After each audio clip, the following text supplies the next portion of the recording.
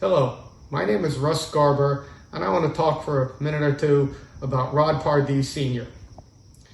Rod was a gentleman at the table always.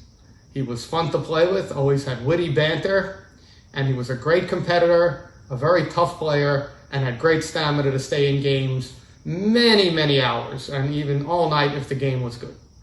I just want to tell two very quick stories about Rod, and they involve 1995 at Hollywood Park in Los Angeles. You see, at this time, this player named Henry Braverman, came around, and he was the biggest loser at this limit that anyone has ever seen. He played every day, and he never won. In fact, the game was so good, he'd bet the horses, and we would just stop the game so he could watch the horse race.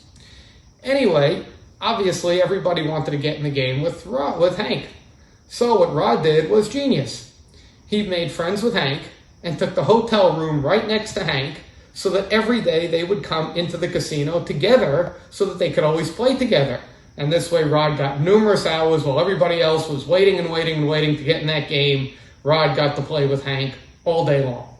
There was one small downside to this. He had to drive with Hank to the casino, and from what I heard, Hank was a terrible driver, and Rod said he was taking his life in his hands every time they came, even though it was just down the street, an 8 to 10 minute ride on a boulevard. The second story is one of my favorite all-time stories in poker. We had been playing all day, and it got to be about 2 or 3 o'clock in the morning, and the game got kicked up to 150 and 300, and this young, attractive woman named Susie had been hanging out at the casino for over 2 days now, losing her money, staying up all night. And she was looking for a steak and looking for friends, or I don't know what she was looking for. But her and Hank sort of made friends, and she was sitting on the chair. She started sitting on the chair with Hank, and they were looking at the cards together. They were openly discussing their hands. She would look at one, and he would look at one. They'd start talking about their cards. Now, this was great because everyone knew what they had, so it was really very, unbelievable. Well, a very large hand comes down with multiple raising, and on the 6th card, a regular player makes 4 open suited, and Hank and Susie make an open pair.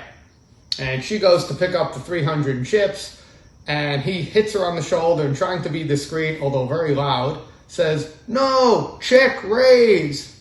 Obviously, he had a full house. The maid flush checks. On the river, he bets, call, full house.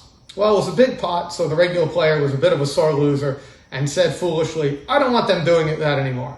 And Rod, sitting minding his business, quiet, half asleep possibly, or acting half asleep, all of a sudden gets up from the chair with his big frame and says, "Hey man, what's wrong with you? This is great for the game. Why don't you behave yourself and be quiet?"